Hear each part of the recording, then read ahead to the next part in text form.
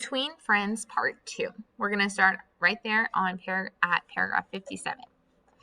Seventh period boys athletics was already in the gym by the time the girls got back to campus. Alicia pulled up as close as she could to the gym so that neither teachers nor security guards would spot them. Finally, they were at the back door of the gym. Micah tapped the gym door. Coincidentally, Raphael was the one to answer. Alicia walked back to the car to leave the two of them alone. Raphael, I need to talk to you. Can you come out for a few minutes?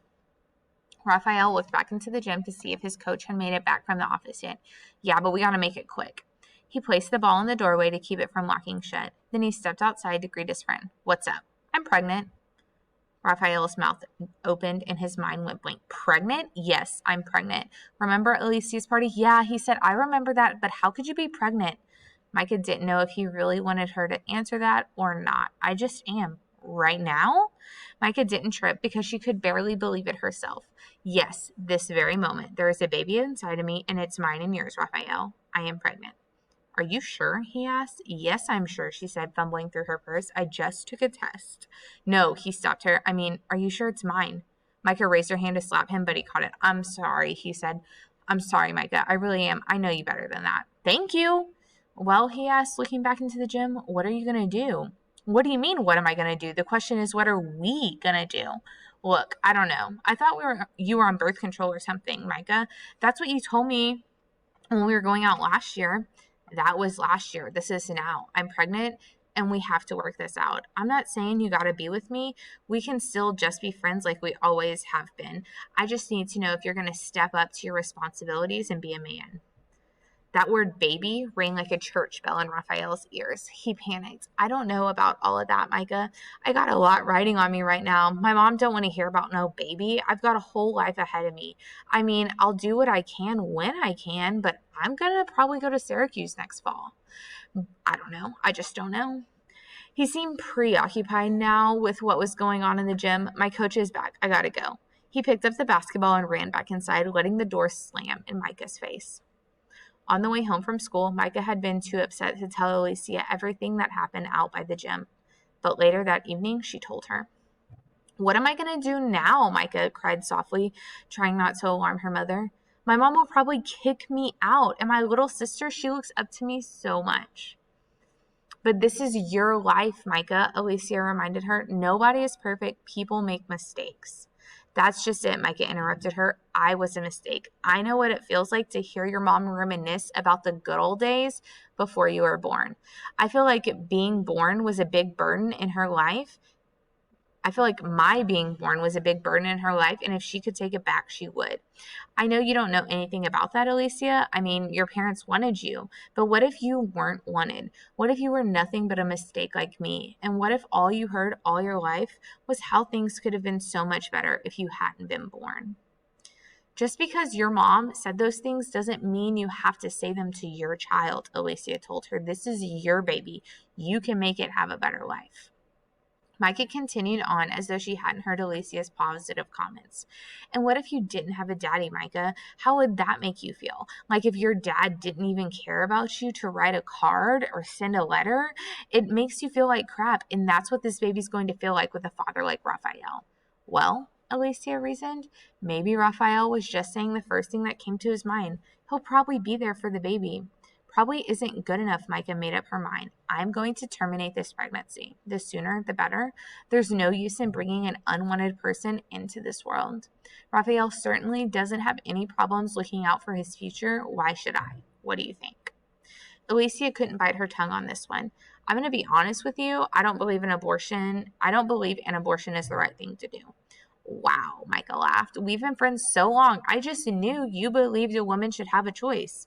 You had a choice. You chose to have unprotected sex.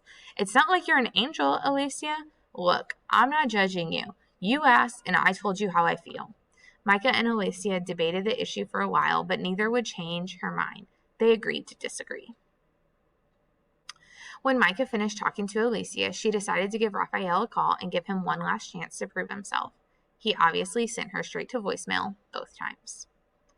In a matter of days, it was all over. The child that had once been was no more. Micah had made all the arrangements on her own with no help from Raphael or Alicia. She only talked to a scheduler from some nonprofit organization dedicated to preventing undesired babies from being born. Every time the lady said undesired, Micah cringed inside. The only thing she hated more than the thought of having an abortion was the thought that she might make the baby feel unwanted if she did go through with the pregnancy. Micah was visibly ill for the rest of the week. She told her mom that she had cramps and wasn't able to go to school. Her mother feared the worst but hoped for the best. Alicia called once to make sure Micah was fine, but Micah didn't feel like talking. What? Oh, sorry guys. I don't know why that keeps happening.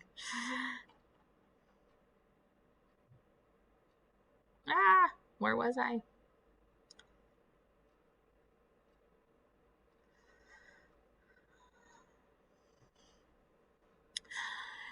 Alicia called once to make sure Micah was fine, but Micah didn't feel like talking. When are you coming back to school? Alicia asked. Soon. Alicia tried to keep Micah on the phone. She could sense that her best friend was sinking into a hole of depression. Are you okay, Micah? Micah couldn't lie to her best friend. No. You can't just hold it all inside, Alicia said. I mean, you've made a serious decision, Micah. You need to, deal with it.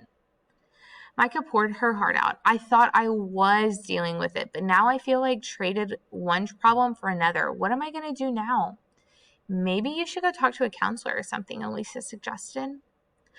Micah decided to take Alicia's advice. Her first stop at school was the front office, where she signed up to speak with Mrs. Patton as soon as possible.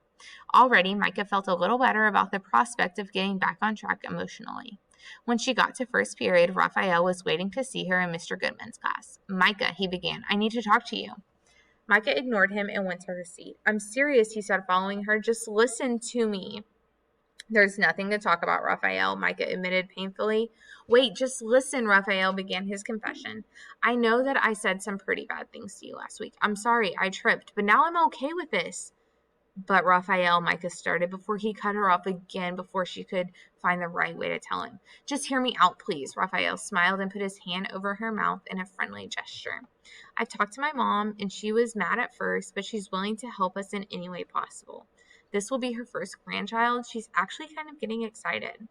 I've thought about college. I can go to Central University. They're in a good division.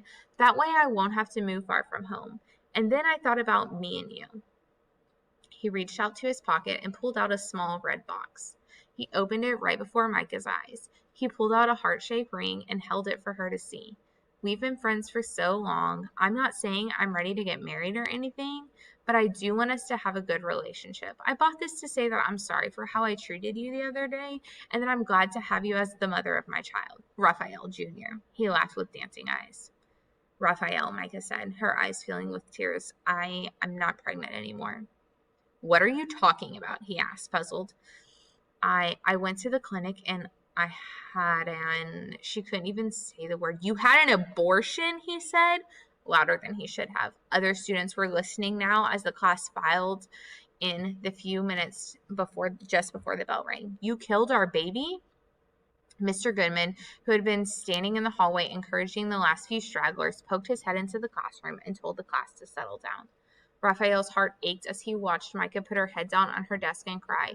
The ache traveled all over his body and turned to a dangerous anger. He was breathing harder now. Everything he had planned over the weekend, gone. The pride that he was going to take in being a father, gone. All gone. And she didn't even ask him about it. With all his anger and all his might, he turned Micah's desk over with her in it. Mr. Goodman heard the noise and rushed into the classroom as Raphael ran past him. Micah didn't tell her mother about the slight injury she suffered that morning in the classroom. She never wanted the truth to be known. In fact, when the principal contacted Micah about the incident, she lied and said that she'd clumsily flipped over while trying to pass a note to another student. Micah's life went back to normal on the outside. She went to homecoming, the prom, and the senior picnic. Everything that a girl should be enjoying in her senior year. But there was always something missing, someone missing. In a few short weeks that Micah had been pregnant, she'd grown attached somehow to the baby. In some ways, she had loved it, but she hadn't known that at the time. She only knew it as the months went on, and the emptiness in her hurt so bad that she sometimes thought about everything from killing herself to getting pregnant again on purpose. Each time, Alicia was there to help her through. Talking to Mrs. Patton was also comforting, but after all was said and done, Micah didn't know if she was any better or worse off for not having the baby. Micah graduated with her class the following May. Her gown felt like it was supposed to. Together, she and Alicia threw their caps high into the air when the official commencement was announced. As the caps descended back to the ground, Alicia and Micah hugged each other. It had been a long, tough year. Everyone was jumping up and down, dancing around, and saying goodbye to lifelong classmates. Suddenly, the band started playing the school song. One last time, for tradition's sake, every senior grabbed hands with the nearest person and began singing the class song. Alicia grabbed Micah's left hand, and someone else grabbed her right hand. It was Raphael. As Micah sung the words for the last time, she cried. When the song was over, Raphael bent down and hugged her. Then he whispered in her ear, "I'm sorry for everything." "Me too," she whispered back. Raphael received a full basketball scholarship from Syracuse University and left for the East Coast in June. Micah went on to college and became a counselor. Now she helps people get their lives back in order after they've encountered tough circumstances. Raphael and Micah never spoke again. All right, guys, now go ahead, head back to the hub and take the quiz over this story. I hope you enjoyed it.